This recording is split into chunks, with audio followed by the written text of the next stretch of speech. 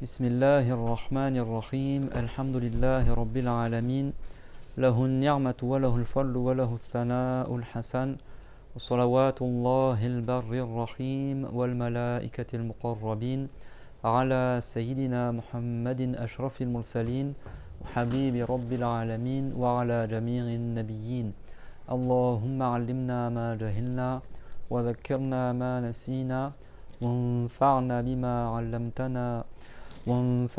بما علمتنا وزدنا علما وإنا نعوذ بك من حال أهل النار رب اشرح لي صدري ويسر لي أمري واحلل عقدة من لساني يفقه قولي آمين أما بعد الله تبارك وتعالى dit dans le Coran honoré وتعاونوا على البر والتقوى ولا تعاونوا على الإثم والعدوان, c'est-à-dire entraidez-vous pour les œuvres de bien et l'obéissance à Allah, et ne vous entraidez pas pour le péché et la désobéissance à Dieu.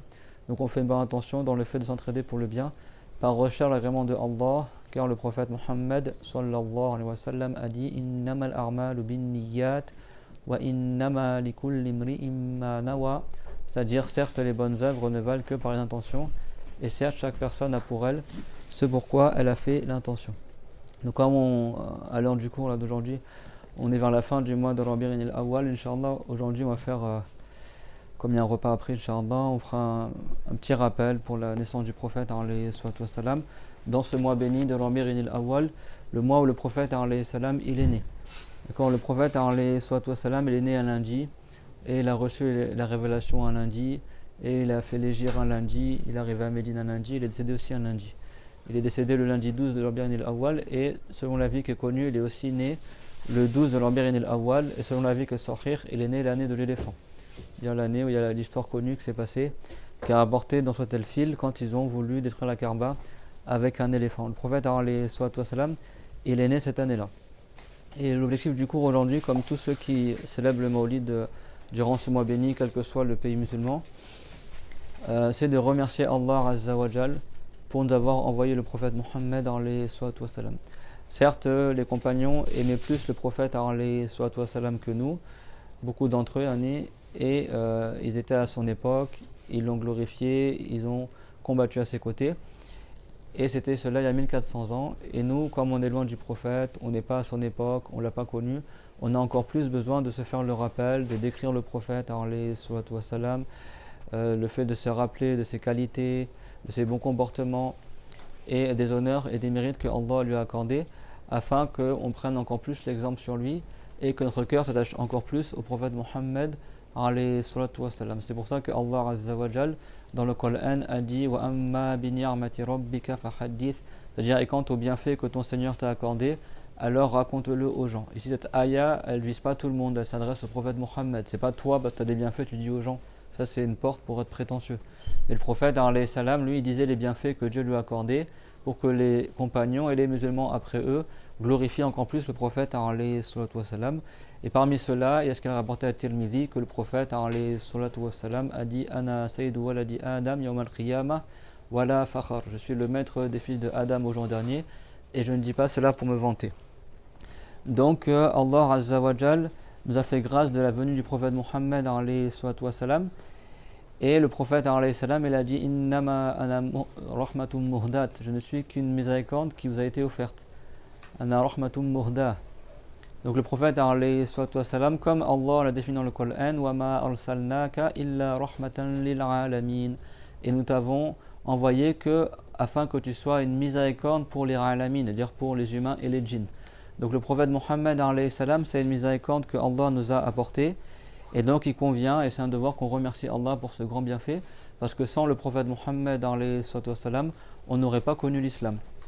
Et sachez une chose, c'est que le prophète Muhammad alayhi salam a dit Man lam yashkulin sa lam yashkulillah. Si quelqu'un ne remercie pas les gens, il ne remerciera pas Allah. C'est-à-dire parmi le remerciement complet qu'il y a envers Dieu, c'est le fait de remercier ceux qui ont fait le bien envers toi. Et certes, il n'y a pas une personne qui a fait plus de bien envers nous que le prophète Muhammad alayhi salam, en nous enseignant le tawhid, d'adorer que Allah et les choses du bas monde et de l'au-delà qui nous sont indispensables pour avoir la victoire dans l'au-delà. Et Allah Azza wa Jal dit dans le Coran honoré Wala tansul fadla bainakum, ça veut dire n'oubliez pas le mérite entre vous. Donc dans le hadith, le prophète alayhi salatu wassalam, il a dit que si quelqu'un il dit Allahumma alzi'anna Muhammadan khayra, c'est-à-dire Allah rétribue en bien le prophète Muhammad alayhi salam pour nous, il a énormément de récompenses. D'accord? Donc ça, c'est un concept important en islam, ce qu'on appelle la gratitude, le fait d'être remerciant envers Allah, et donc remerciant aussi envers les gens qui ont été bienfaisants envers toi. Il y a un frère, certains m'ont demandé de faire le rappel sur ça aussi. On se rappelle que le prophète nous enseignait cela. C'est-à-dire, si quelqu'un il a fait un bien envers toi, c'est bien de le remercier. Et ça, le prophète, alayhi salam, il a dit Man lam yashkur linnas, lam yashkur lillah. Si quelqu'un ne remercie pas les gens, n'aura pas remercié Dieu. D'accord? Il n'aura pas remercié Allah Azza wa Jal. فمن أعظم النعم التي من الله تعالى بها علينا نعمة الإسلام وبالتالي يعني نعمة إرسال نبينا محمد صلى الله عليه وسلم. Donc parmi les bienfaits éminents que nous a accordés, il y a que Allah nous a accordé, il y a l'islam et le fait qu'il a envoyé le prophète Muhammad sallallahu alayhi wa sallam. Allah Ta'ala a dit dans le Coran honoré لقد من الله على المؤمنين إذ بعث فيهم رسولا من أنفسهم يتلو عليهم آياته ويزكيهم ويعلمهم الكتاب والحكمة وإن كانوا من قبل لفي ضلال مبين. Alors je suis malade depuis 3 jours, mais exprès comme on avait préparé à l'avance le Maolid, je ne suis pas absenté, mais je suis malade à la base. Mais quand même, je suis venu pour donner le Coran, parce que c'est plusieurs jours qu'on prépare ça. Donc Allah Azza wa Jal dit dans Surat Ali Imran, ayah 164, certes Allah a accordé un grand bienfait pour les croyants lorsqu'il a envoyé parmi eux un messager de parmi eux qui récite sur eux les ayats du Coran et qui les purifie du shirk et des choses mauvaises et qui leur enseigne le livre et la hikmah. La hikmah, c'est-à-dire la sunna, c'est-à-dire que le prophète lui enseigne le Coran et les hadiths également. Et certes, avant cela, les gens étaient dans un égarement évident. Donc si dans le Coran, Allah Ta'ala nous a dit que l'envoi du prophète Muhammad alayhi salam, c'est un bienfait que Dieu a accordé aux croyants, donc ça veut dire qu'il est de notre droit de remercier Allah pour ce bienfait-là, bien sûr, et de glorifier le prophète Muhammad alayhi salam, puisque le Seigneur des mondes, Allah Azza wa Jal, a glorifié le prophète. C'est incroyable à notre époque que maintenant il faut prouver, soi-disant, qu'on a le droit en islam de glorifier le prophète Mohammed, qu'on a le droit en islam de faire les éloges du prophète. C'est-à-dire qu'il y a des gens qui disent que c'est interdit. Il faut vraiment avoir le cœur malade. Si les prophètes ne sont pas dignes d'être glorifiés, qui est digne d'être glorifié? Ce sont les meilleurs des gens. Allah Ta'ala dit dans le Coran honoré وَكُلًّا فَضَّلْنَا عَلَى الْعَالَمِينَ, que chacun des prophètes, Dieu leur a accordé un mérite plus que tout le reste des créatures. Et Allah Ta'ala, dans plein de ayats, il a glorifié et fait éloge du prophète Muhammad alayhi salatu wassalam. Parmi elles, dans cet Al-Qalam, ayat numéro 4, Allah Azza wa Jal a dit wa innaka la'ala khuluqin 'azim. Je dirais certes, tu es sur un comportement éminent. Donc Allah Ta'ala, il a validé, il a glorifié le comportement du prophète alayhi salatu wassalam. Fabima ni'matin min Allahi linta lahum fabima rahmatin min Allahi linta lahum. Allah Ta'ala, il a dit que par sa miséricorde, il a fait que le prophète soit doux avec les gens. Et s'il avait été rustre et rude, les gens auraient fui de lui. Une fois dans Muslim, c'est rapporté que, dans le sourate de Muslim, qu'il y a un homme qui est venu voir Aïcha et lui a demandé comment était le comportement du prophète, alayhi salatu wassalam, et elle lui a dit Ataqra'ul Qur'an, elle a dit est-ce que tu récites le Qur'an? Il a dit oui. Est-ce que tu lis le Qur'an? Elle a dit oui. Donc elle a dit Kana khuluquhu al-Qur'an, son comportement c'était le Qur'an. C'est-à-dire tous les bons comportements qu'il y a dans le Qur'an, dans le Coran, le prophète, il les avait. Et Allah Ta'ala, il a certes montré l'éminence du mérite du prophète alayhi salatu wassalam et de sa lignée familiale. Et il a dit Laqad ja'akum rasulun min anfusikum azizun alayhi ma anittum harisun alaykum bil mu'minina ra'ufur rahim. Dans Surat At-Tawbah, Allah Tabaraka wa Ta'ala, dans la ayah, il dit que certes, il est venu à vous un messager de vous-même, c'est-à-dire un messager qui était parmi les Arabes, également de Quraysh, parmi les humains, qui a à cœur, ça lui tient, il est sensible à ce qui vous arrive comme douleur, ça lui tient à cœur ce qui vous arrive comme malheur, etc. et qu'il est, comment dire, il prend soin des croyants et de leur douleur, et il est envers les croyants Raouf Rahim. Ça veut dire que le prophète alayhi salam, il a beaucoup de miséricorde. Ça ne veut pas dire que le prophète il partage l'attribut de Allah Azza wa Jal, non. D'accord, Dieu, il n'y a personne qui a ses attributs. Mais il y a des noms de Allah qui sont des fois aussi employés pour les créatures dans un sens différent que les noms de Allah Azza wa Jal. Et également, Allahu Azza wa Jal dit dans son livre honoré, et également dans les livres précédents, il a annoncé la venue du prophète Muhammad alayhi salatu wa salam. Donc il a dit Muhammadur Rasulullah والذين معه أشداء على الكفار رحماء بينهم تراهم ركعا سجدا يبتغون فضلا من الله ورضوانا سيماهم في وجوههم من أثر السجود ذلك مثلهم في التوراة ومثلهم في الإنجيل كزرع أخرج شطأه il n'y a pas de lumière ici. فآزره فاستغرض فاستوى على سوقه يعجب الزراع ليغيظ بهم الكفار. Dans Sourate Al-Fatah, Allah Azza wa Jal, dans la ayah 29, ils ont enseigné en disant Muhammad Rasulullah. Ça suffit comme éloge. Muhammad, c'est-à-dire celui dont les gens ils font beaucoup son éloge. C'est ça la signification de Muhammad. C'est pas Mahomet, Mahomed en arabe, dire celui qui n'est pas loué. C'est le contraire. Ça, c'est certains gens du livre qui ont inventé ce nom-là pour se moquer du prophète Muhammad. Que Dieu nous en préserve. Sallallahu alayhi wa sallam. Muhammadur Rasulullah.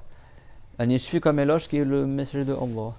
Donc en deux mots, Allah Ta'ala, il y a en Mubtada Khabar, il a résumé toute l'éloge du prophète. Il s'appelle Muhammad, celui qui est beaucoup loué, et les Rasulullah. Vous savez que Muhammad alayhi salam, Dieu l'a dit wa rafa'na laka dhikrak, qu'il a élevé la mention du prophète.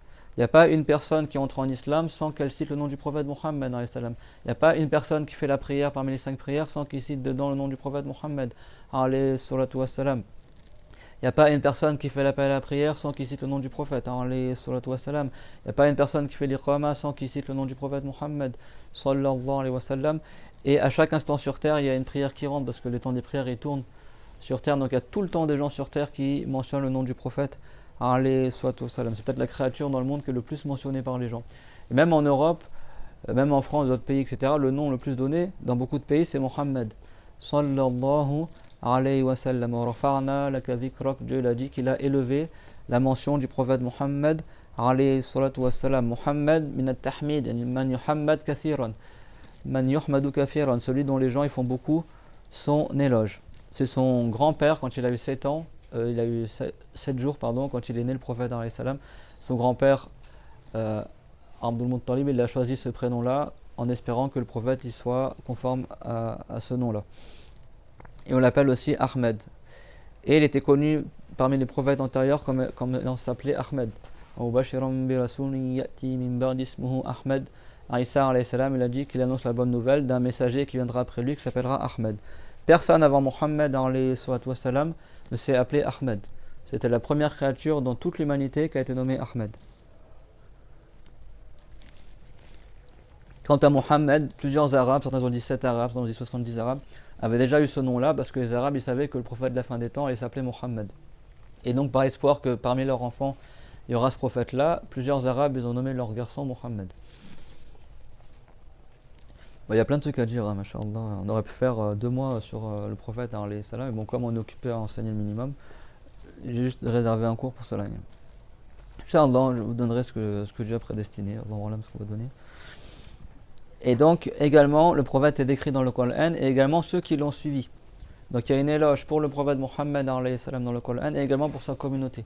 Allah Azza wa Jal dit Kuntum khayra ummatin ukhrijat linnas ta'muruna bil ma'ruf wa tanhauna 'anil munkar wa tu'minuna billah. Vous êtes la meilleure des communautés qui a été sortie parmi les gens. Vous ordonnez le bien, vous interdisez le mal, et vous avez foi en Allah Azza wa Jal. Donc Muhammadur Rasulullah, Muhammad est le messager de Allah sallallahu alayhi wa sallam. Je demande sans perturber le cours, mais que chacun y fasse l'invocation avant du prophète à chaque fois qu'on le mentionne et qu'on le fasse de la bonne manière, pas comme beaucoup d'égarés en notre époque sont là. Le prophète sallam, ils sont tous en train de manger le sallallahu alayhi wa sallam. Le prophète alayhi salam, il a dit Man salla alayya marratan sallallahu alayhi ashara. C'est-à-dire si quelqu'un il invoque pour moi une seule fois, Dieu il élève de 10 degrés. D'accord? Tu as beaucoup de récompenses en faisant l'invocation en faveur du prophète alayhi salatu wassalam. C'est rapporté dans un hadith que celui qui invoque en faveur du prophète alayhi salatu wassalam le jour du vendredi comme aujourd'hui, d'accord, et le mieux dans le temps du Rassar, avant le Maghreb 80 fois, Dieu lui pardonne 80 ans de péché en considérant s'il avait vécu 80 ans. Bien sûr, on ne fait pas ça maintenant pendant le cours, mais c'est parmi les secrets. Il y a beaucoup de bienfaits et de secrets et de récompenses à invoquer pour le prophète Mohammed alayhi salatu wassalam, et également pour les autres prophètes. Le prophète alayhi salam, comme il rapporte Muslim et d'autres, il a dit Idha sallaytum alayya fasallu ala anbiya illa fa innahum bu'ithu kama bu'ith.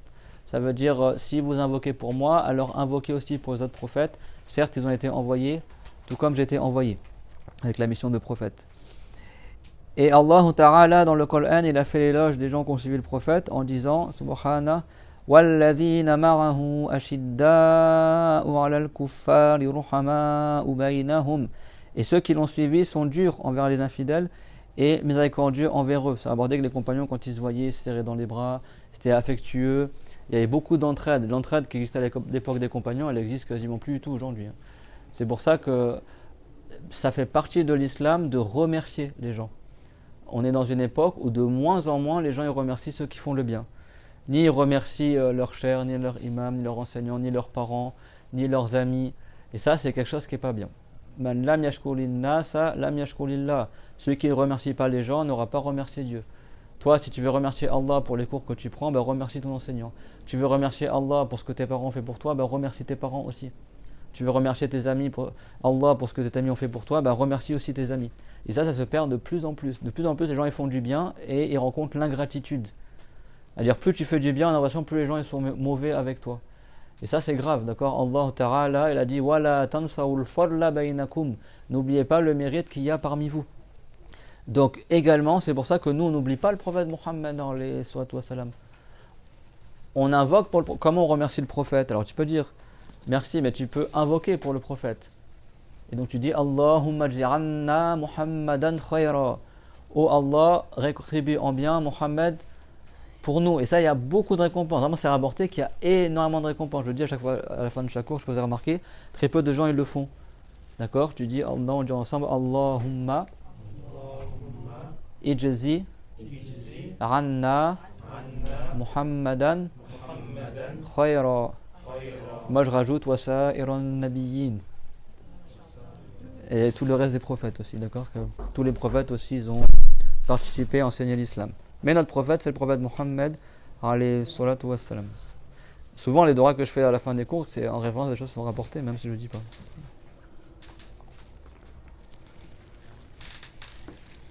Et parmi les meilleures manières de remercier Allah pour l'envoi du prophète, c'est de retransmettre ce que le prophète l'enseigne aussi. On arrive à une époque, maintenant on dirait que c'est interdit d'enseigner la religion. Même les sunnites, même les gens qui ont appris la vérité, maintenant ils empêchent les autres d'enseigner la religion. Et comment tu veux remercier Allah pour la science qu'il t'a accordée si tu n'enseignes pas ce que t'as... Le prophète alayhi salam, il a dit Balliru anni walau aya. Transmettez de moi ne serait-ce qu'une aya, qu'un seul verset. Même une seule aya, transmettez. Le prophète alayhi salam, il a dit Hal ballartu, hal ballartu. Dans le Bukhari, c'est rapporté, et ça, écoutez bien vos oreilles. C'est rapporté que le prophète alayhi salam, ouvrez bien vos oreilles, il répétait souvent 3 fois la même chose. Même quand il passait le salam, il répétait 3 fois pour que les gens, ils assimilent. Et après, quand il citait sa parole, le hadith disait Hal ballartu, est-ce que j'ai transmis? Est-ce que j'ai transmis?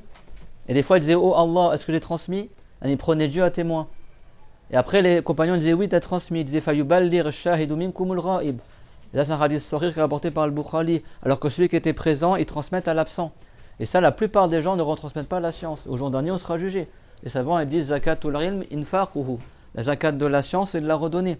On arrive à une époque, non seulement les gens ne remercient pas ceux qui les enseignent, mais en plus ils empêchent les gens d'enseigner, ou ils empêchent les gens de retransmettre l'héritage du prophète.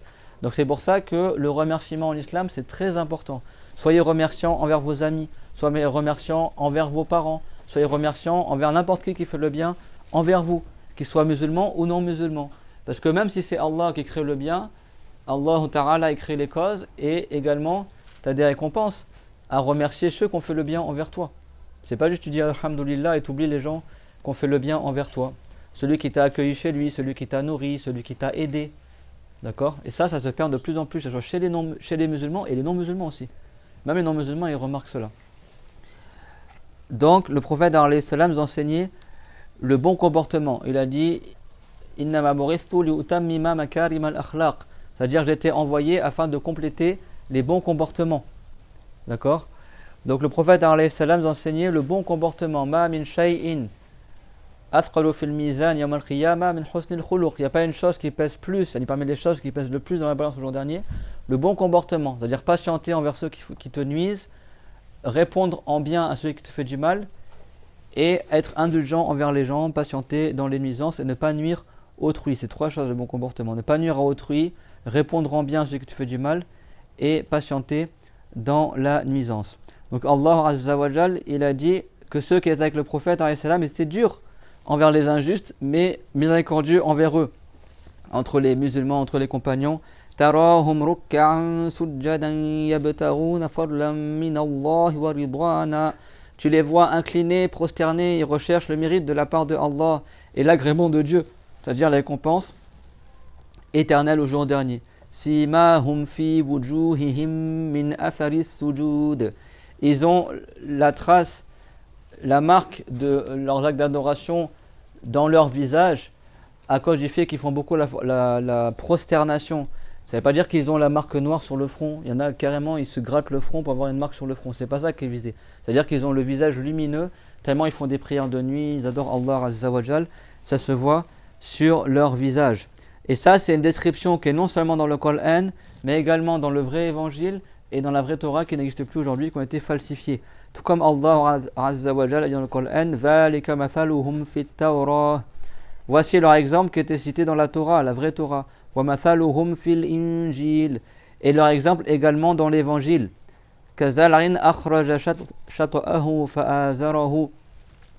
Comme si c'était une plante qui était sortie, qui avait poussé, qui avait été renforcée, et du coup elle a grossi, sa tige est devenue droite.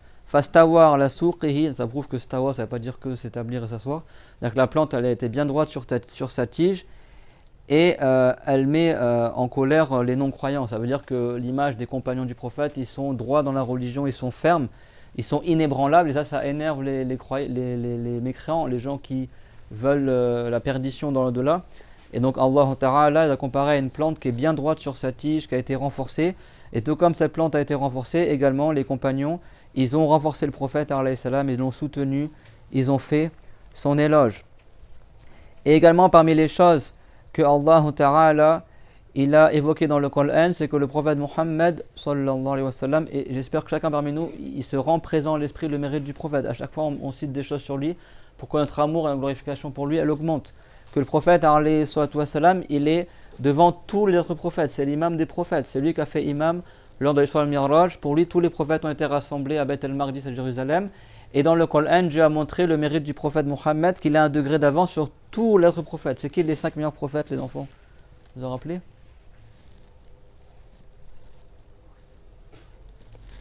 Le meilleur des prophètes, c'est qui? Muhammad, après ce qu'on appelle Ulul Razam, ceux qui étaient la plus de patience, qui avaient le plus de patience. J'arrive même pas à parler en français, si le cours était qu'en arabe, ce serait plus facile pour moi. Ulul Razam, yani man tamayyaza bi sabrihim, c'est qui le meilleur des prophètes? Muhammad. Après c'est qui? Ibrahim, qui ressemblait au prophète Muhammad. Après c'est qui? Moussa, Isa et Nuh. D'accord, ça c'est les 5 meilleurs prophètes dans l'ordre. Tous les prophètes sont les meilleurs des créatures. Les meilleurs d'entre eux c'est le prophète Muhammad alayhi wa sallam. وَإِذْ أَخَذَ اللَّهُ مِيثَاقَ النَّبِيِّينَ لما آتيتكم من كتاب وحكمة ثم جاءكم رسول مصدق لما معكم لتؤمنن به ولتنصرنه قال أقررتم وأخذتم على ذلكم إصري قالوا أقررنا قال فاشهدوا وأنا معكم من الشاهدين. Dans Surat Al-Imran, ayah 81, Allah Ta'ala, il a dit lorsque Allah il a pris le pacte des prophètes, il y a eu 2 pactes que Allah il a fait avec ses créatures. Le premier, c'est le pacte avec les prophètes. C'est-à-dire que Dieu il a passé le pacte avec les prophètes, al-Mithaq, que tous les prophètes, s'ils sont encore vivants à l'époque du prophète Mohammed, ils vont lui accorder la victoire, l'aider dans la darwa, et ils vont dire à leur peuple également que si jamais ils arrivent à atteindre l'époque du prophète de la fin des temps, le prophète Mohammed, alors ils lui accorderont la victoire, ils croiront en lui, etc. Tous les prophètes ont fait ce pacte avec Allah de soutenir le prophète Mohammed, et tous ils ont averti leur peuple et conseillé leur peuple de suivre Mohammed si jamais ils vivaient à leur époque, comme il a fait Isa et d'autres, tous les prophètes. Comme on a vu tout à l'heure. Donc tous les prophètes et dans les livres révélés, c'était annoncer la venue du prophète Mohammed, le prophète de la fin des temps, sallallahu alayhi wa sallam, dans le vrai évangile, dans la vraie Torah. Tous les prophètes, et même avant la création de Adam, c'était déjà connu qu'il allait être envoyé le prophète Mohammed alayhi salam. Le prophète alayhi salam, il a dit kuntu nabiyyan wa adamu bayna ar-ruhi wal jasad. J'étais déjà un prophète alors que Adam était entre le corps et l'âme, c'est-à-dire il était déjà connu comme étant un prophète.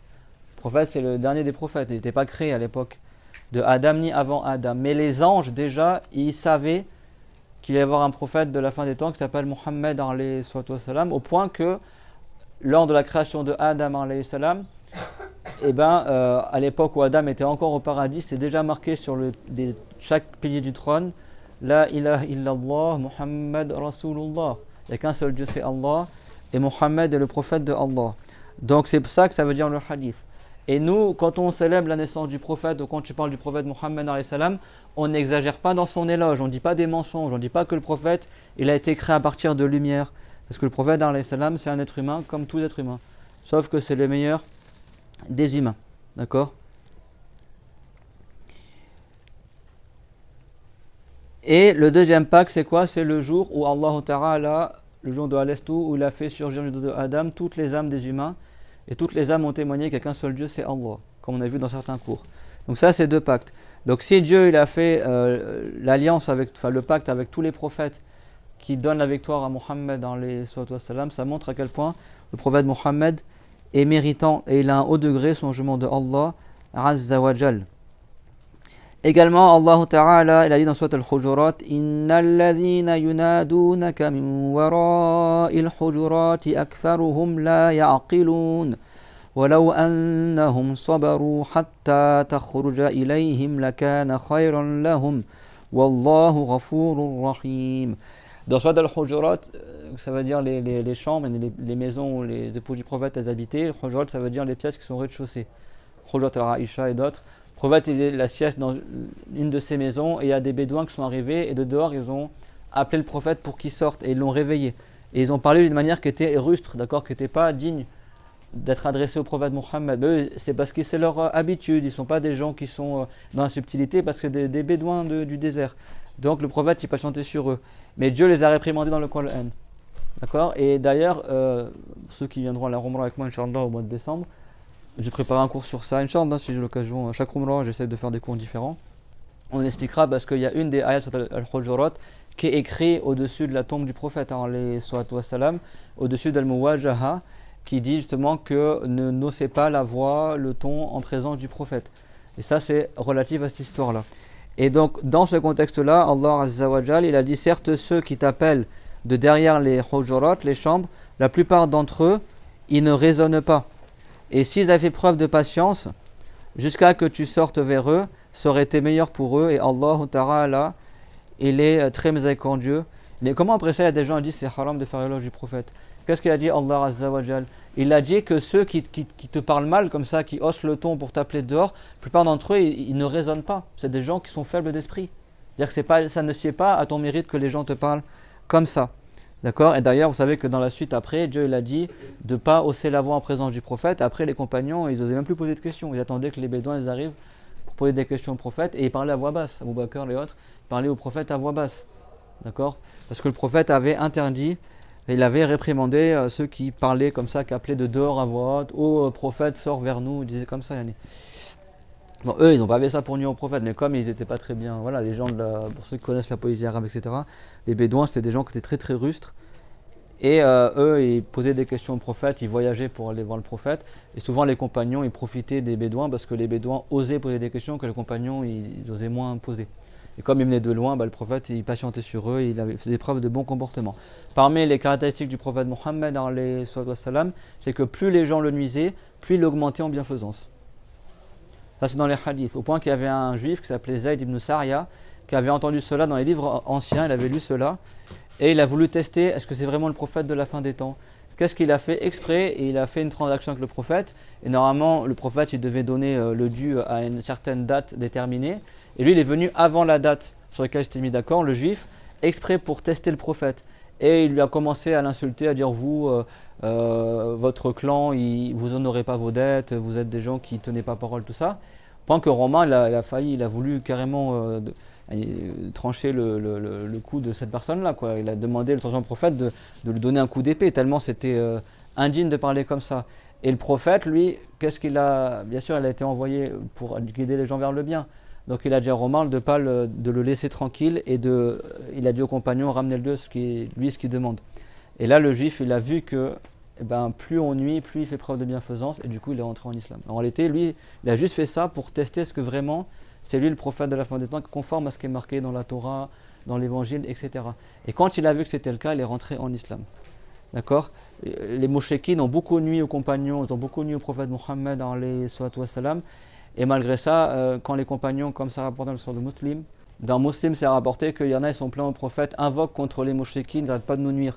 Qu'est-ce qu'a dit le prophète alayhi salam? J'aurais voulu faire en arabe, je suis désolé, je voulais faire, mais bon, on n'aura pas le temps. Et il a dit Inni ma bu'ithul la'anan, j'ai pas été envoyé en tant que maudisseur. Il avait toujours à l'esprit, il est miséricorde pour les gens.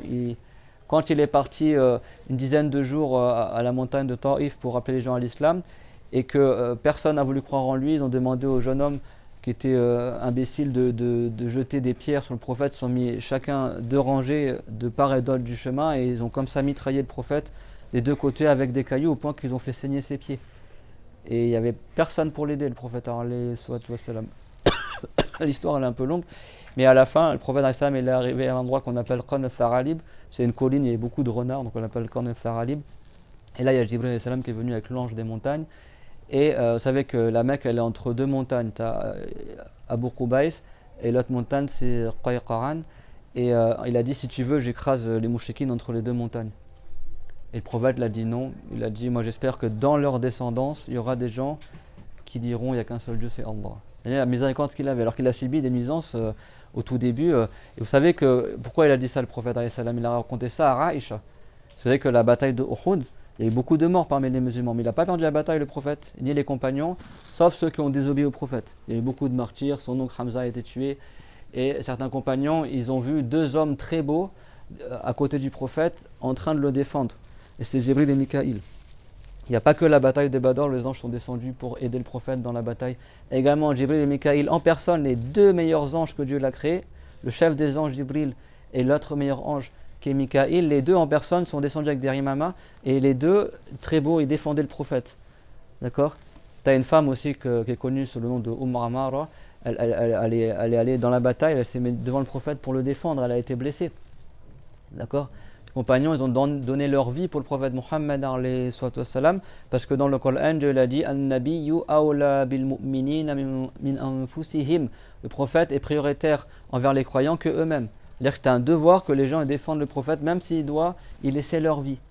D'accord? Le prophète Mohammed alayhi salam, dans la bataille de Uhud, ils lui ont cassé une dent, il est tombé de son cheval, il s'est fait mal à la jambe, au point qu'il était au sol.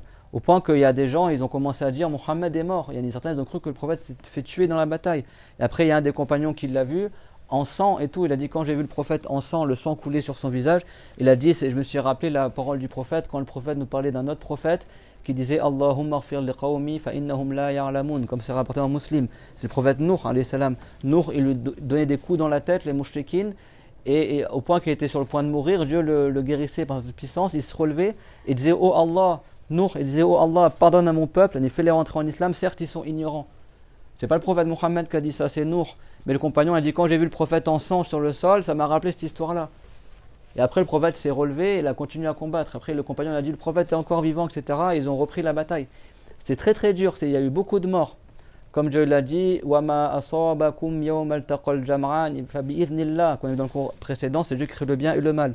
Dans cette bataille de Uhud qui est rapportée dans le Coran, Dieu il a dit ce qui vous a atteint comme nuisance le jour où les deux groupes se sont rencontrés, c'était par la volonté de Allah. Il y a eu beaucoup de morts parce qu'il y a des compagnons du prophète, malheureusement, qui lui ont désobéi. Ils devaient rester sur la colline, le mont des archers, pour assurer l'arrière de l'armée. Certains ils ont cru que la bataille était terminée, ils sont descendus et en fait Khalid ibn al-Walid il a fait une stratégie par derrière. Voilà, je rencontrerai en détail à l'Umrah, Inch'Allah, ceux qui viennent avec moi. Et ça, c'est parmi les lieux qu'on visite, d'accord. Et à cette époque-là, ils n'étaient pas encore musulmans, et ils ont attaqué par derrière, et comme il n'y avait plus les archers pour défendre les arrières, et ils ont tué beaucoup de musulmans. Et après, les mouchriquines, au final, ils ont quitté la bataille. C'est bon, donc on ne dit pas que le prophète a perdu la bataille. D'accord. Le perdant, c'est celui qui est perdant dans l'au-delà. Le prophète, il n'a pas perdu, ni les compagnons, mais ceux qui ont désobéi, ceux qui sont les perdants. Le prophète, alayhi salam, il n'a perdu aucune bataille.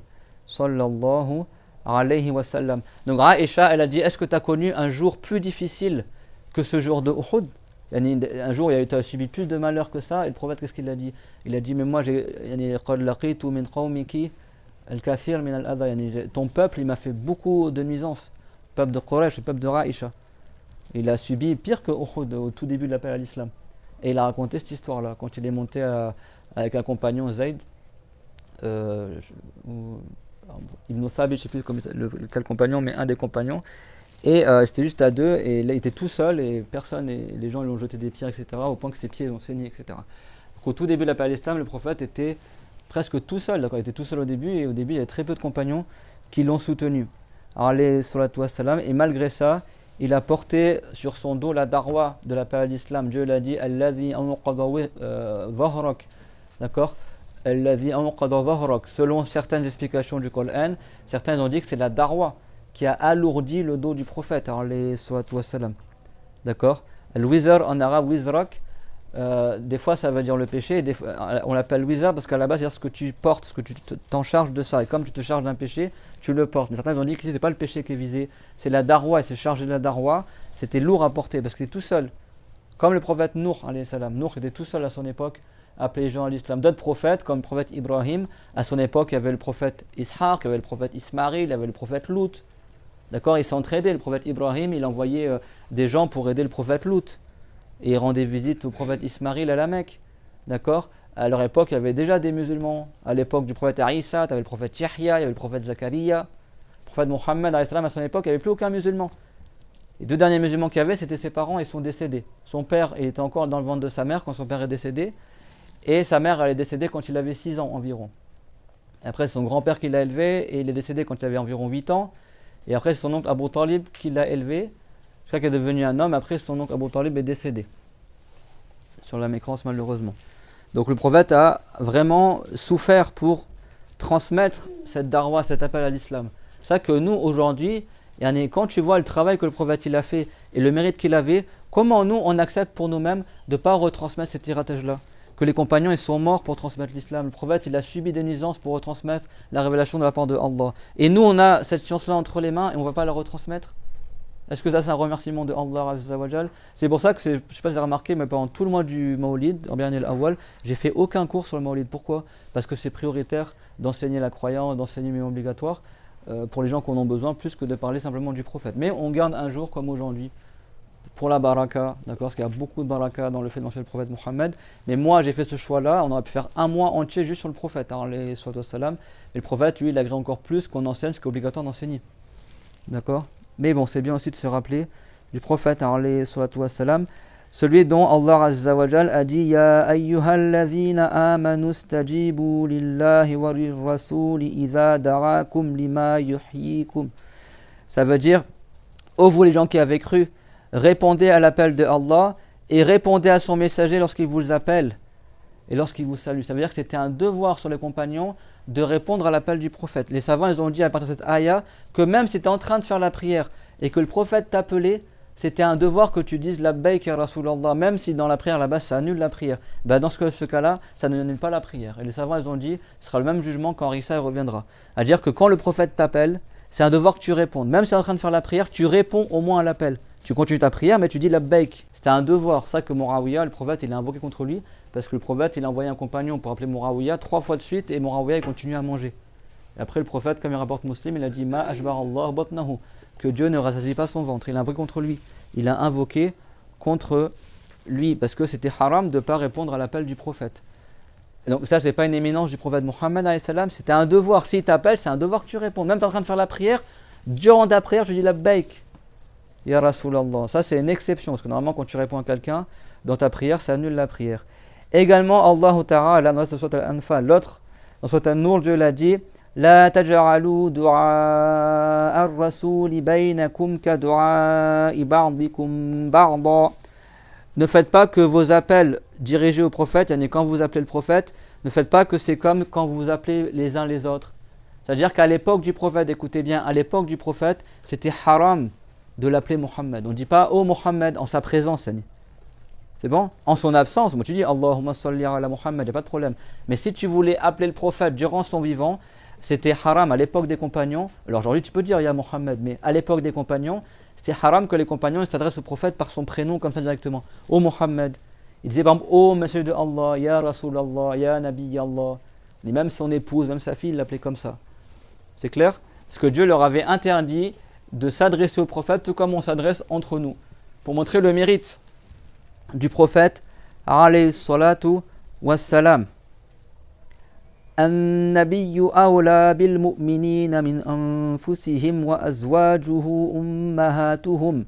Comme on a vu dans Al-Ahzab, ayat numéro 6, Dieu il a dit que le prophète, il est prioritaire envers les croyants plus que eux-mêmes. C'est-à-dire que les croyants, le prophète, il est plus important que toi-même. C'est ça que ça veut dire. Wa azwajuhu ummahatuhum. Et les épouses du prophète sont les mères des croyants. Ça veut dire quoi? Allah Ta'ala, il avait interdit aux compagnons d'épouser les épouses du prophète après sa mort. C'est clair? C'est-à-dire qu'une femme qui a été mariée au prophète, alayhi salam, et qui est restée mariée jusqu'à la mort du prophète, celle-là, elle ne se mariera plus jamais avec quelqu'un. C'est pour ça que c'est nos mères. Est-ce que toi tu peux te marier avec ta mère? Non. Donc toutes les épouses du prophète qui étaient encore mariées avec lui quand il est décédé, on s'appelle Ummahat al-Mu'minin. Il y a un livre connu écrit par Ibn Asakir qui est les 40 hadiths dans les Ummahat al-Mu'minin. D'accord?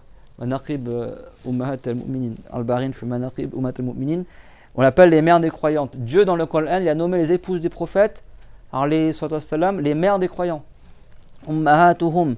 Et il a dit, subhana, dans Surat Al-Ahzab toujours, ayat 53, Wala an tankihu azwajahu min ba'dihi abada. Et ne vous mariez pas avec ses épouses après lui à tout jamais. Dieu l'a interdit en mariage pour l'éternité, les épouses du prophète, après sa mort, autre que le prophète Mohammed, alayhi salatu wassalam. Et parmi les plus grandes éloges que Allah Azza wa Jal a fait pour le prophète Mohammed, alayhi salam, c'est qu'il a juré par la vie du prophète. Il a dit La'amruka innahum lafi sakratihim.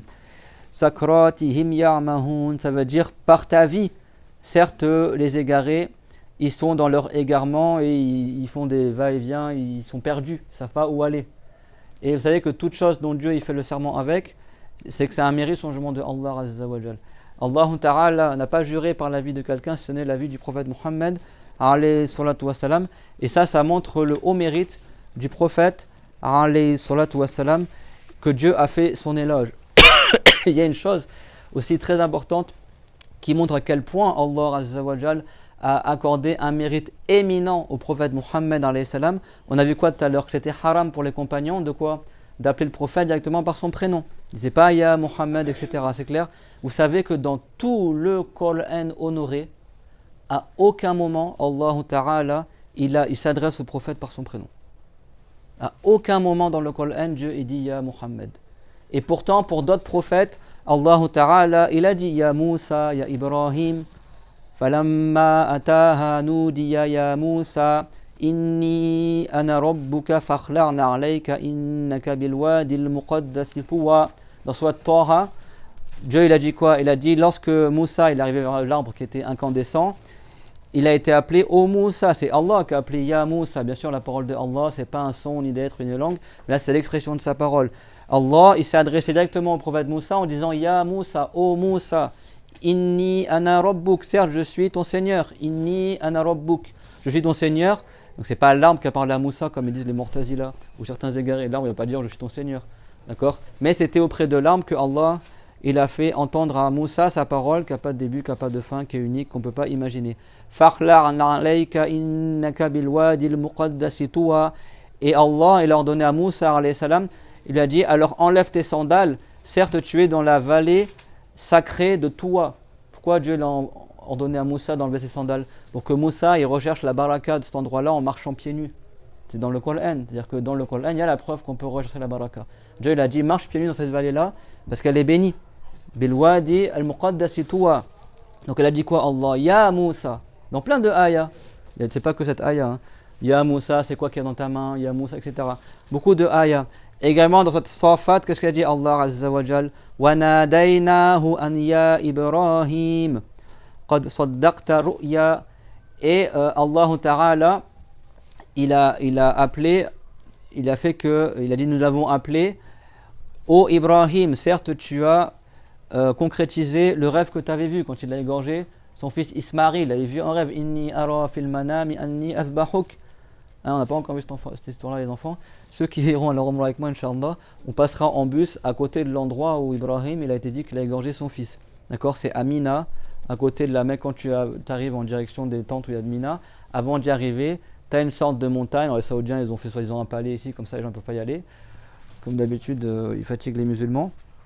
Et tu as une sorte de petit mausolée, et il a été dit que c'est là que Ibrahim a égorgé Ismaïl. C'était à la Mecque. C'est pour ça que la ville plus forte, c'est qu'Az-Zabir c'était Ismaïl et pas Ishaq, parce que Ishaq il était en Palestine. C'est clair? Et donc Dieu il a dit quoi? Ya Ibrahim. C'est bon? Donc c'est adressé directement au prophète Ibrahim en citant son nom. Et dans Sourate Al-Ma'ida, Allah Azza wa Jalla il a dit wa idha qala Allahu ya Isa ibn Maryam أأنت قلت للناس اتخذوني وأمي إلهين من دون الله قال سبحانك ما يكون لي أن أقول ما ليس لي بحق إن كنت قلته فقد علمته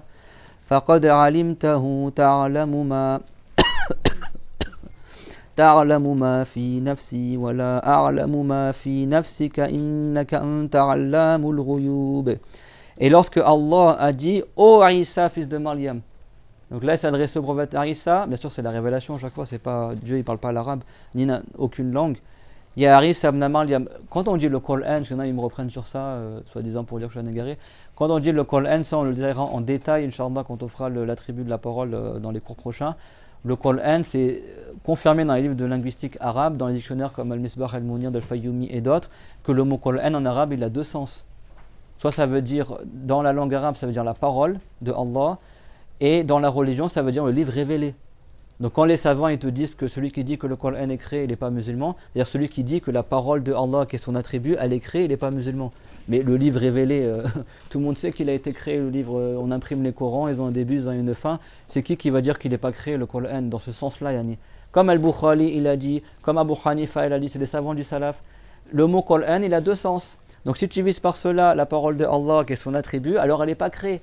Elle n'a pas de début, elle n'a pas de fin, c'est pas une langue, c'est pas un son, etc. Quant au livre révélé, le sens religieux du mot Coran, ça veut dire le livre révélé, bah, tout le monde sait qu'il est créé.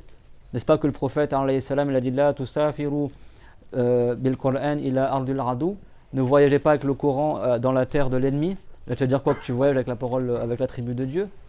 N'est-ce pas que les savants ils ont divergé, est-ce qu'on a le droit de vendre le Coran ou pas? Tu vas dire qu'on peut vendre l'attribut de Dieu, soi-disant?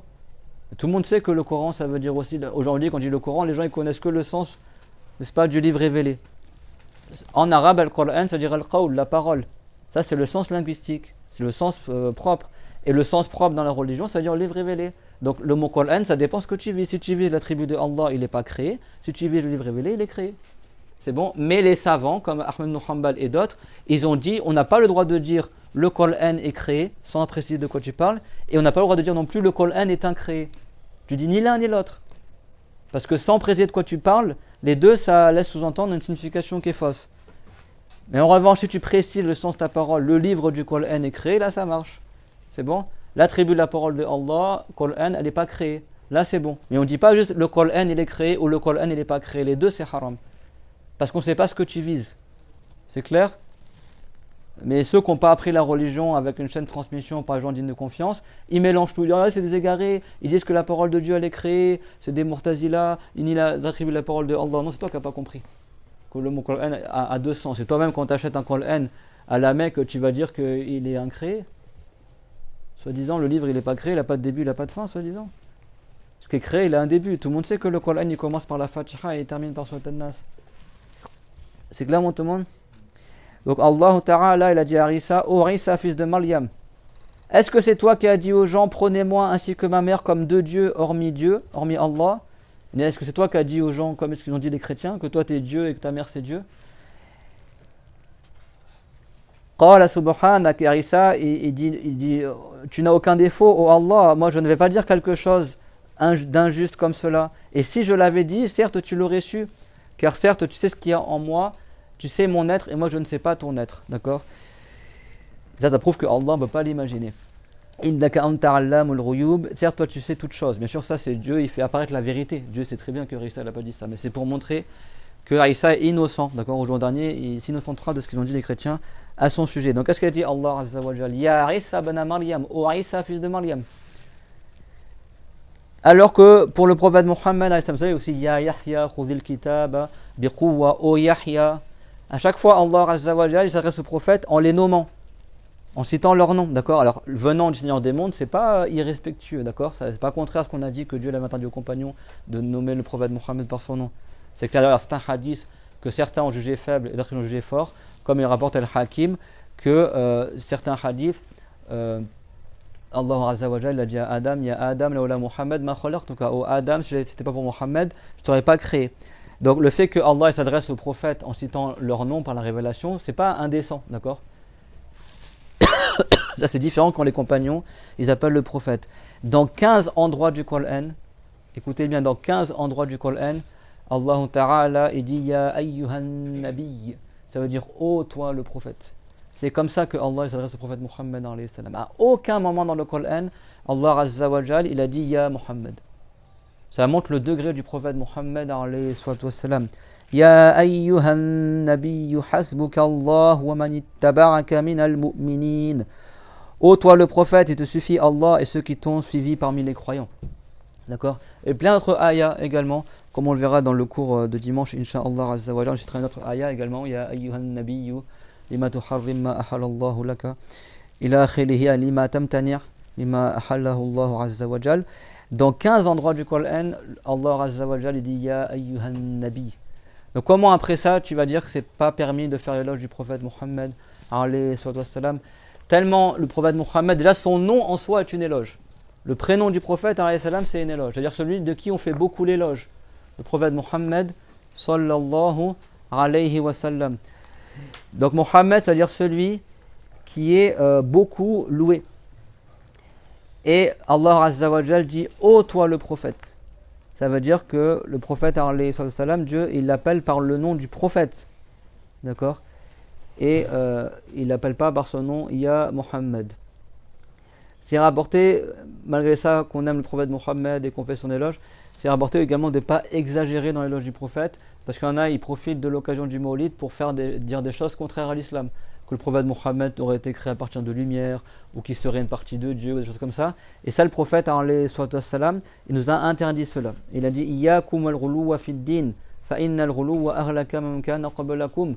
Prenez garde d'être extrémiste dans la religion, car certes l'extrémisme a mené à sa perte ceux qui vous ont précédé.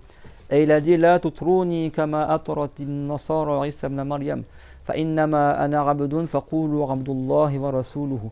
Il a dit, comme ça rapporté par Akhbad ibn Hibban d'Omar al-Khattab, qu'il a dit La tutruni kama atratin nasara Isa. N'exagérez pas dans mon éloge, tout comme les chrétiens ont exagéré dans l'éloge de Isa. Innama ana abdun, je suis qu'un esclave. Alors dites que je suis l'esclave de Allah et son messager. Je suis une créature de Allah et son messager. Allah Azza wa Jal dit Qul innama ana basharun mithlukum yuha ilayya annama ilahukum ilahun wahidun faman kana yarju liqa'a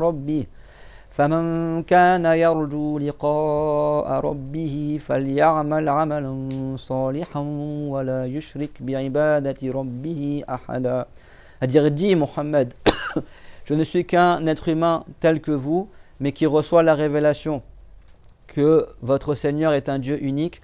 Alors celui qui espère la récompense dans l'au-delà, alors qu'il fasse des bonnes actions et qui n'associe rien à Allah, c'est-à-dire qu'il ne soit pas insincère dans ses actes d'adoration envers Allah Azza wa Jal, ça veut dire qu'il ne recherche pas l'éloge des gens, lorsqu'il fait des bonnes actions. Comme il a dit dans Al-Burda, Al-Busiri, il a dit فَمَبْلَغُ الْعِلْمِ فِيهِ أَنَّهُ بَشَرٌ وَأَنَّهُ خَيْرُ خَلْقِ اللَّهِ كُلِّهِمِ. À dire le plus qu'on puisse savoir au sujet du prophète, c'est qu'il est un être humain et qu'il est la meilleure des créatures de Allah.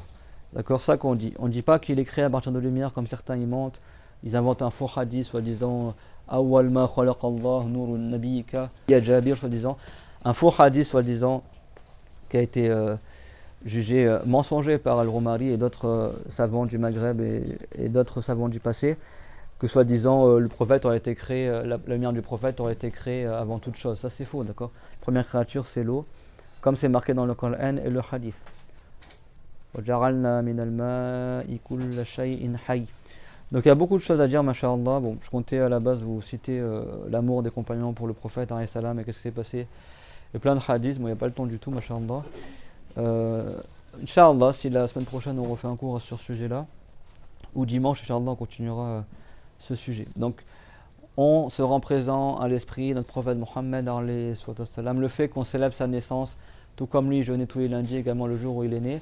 Ça ne veut pas dire qu'on aime plus que les compagnons, le prophète Mohammed, mais nous, on a plus besoin que les compagnons de se rappeler le prophète Mohammed, le prophète, il a dit, La yu'minu ahadukum hatta yakuna Allahu wa rasulahu ahabba ilayhi mimma siwahuma. C'est-à-dire que la personne n'aura pas une foi complète jusqu'à qu'elle aime Allah et son messager plus que tout autre.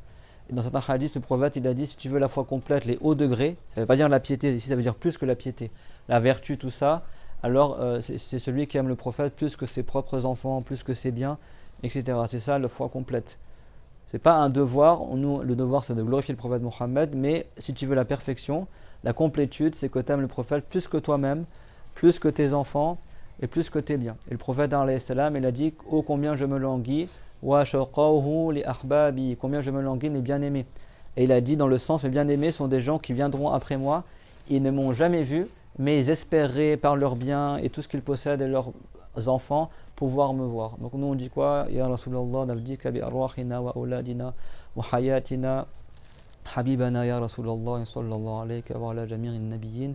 Que Allah nous accorde de le visiter, celui qui visite la tombe du prophète avec l'argent halal et la bonne nouvelle de mourir musulman, parce qu'il y aura l'intercession du prophète alayhi salam.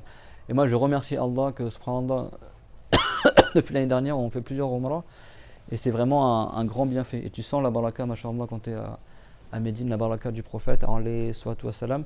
Et il convient que le musulman il recherche les occasions bénies comme le Mawlid et pour se rappeler du prophète et qu'il apprenne, ne soient pas ignorants, d'accord, de comment était le prophète, de son comportement, etc. Beaucoup de musulmans de notre époque ne connaissent rien du prophète. Comment il était physiquement, comment il se comportait, comment tu veux suivre le prophète Mohammed sallallahu alayhi wa sallam, comment tu veux prendre exemple sur lui et l'aimer et le rêver de lui même. Celui qui rêve du prophète, il meurt musulman parce que le shaitan ne peut pas prendre l'apparence du prophète. Et le prophète, comme ça va dans le Bukhari, il a dit Man ra'ani fil manam faqad ra'ani haqqa. Celui qui m'a vu en rêve, il m'a vu pour de vrai. Et il a dit Sayarani fil yaqadha. Il me verra à l'état d'éveil avant de mourir. La personne pour de vrai, elle verra le prophète avant de mourir. Et ça n'a lieu que pour un musulman. Comment tu vois le prophète en rêve? En connaissant le prophète Mohammed, en se languissant de lui, en essayant de se l'imaginer, en prenant connaissance de comment il était physiquement, grand de taille, blanc de peau, un peu de couleur rosée, avec des cheveux noirs, très noirs, ondulés, qui étaient jusqu'aux épaules, avec un nez fin et droit, presque droit, avec des sourcils longs et fins qui presque se touchaient au milieu. Il avait un long front, un front large, il avait les yeux, des grands yeux très blancs et très noirs avec des larges épaules. Il marchait avec vigueur, il avait un torse large et un ventre qui était aligné avec son torse.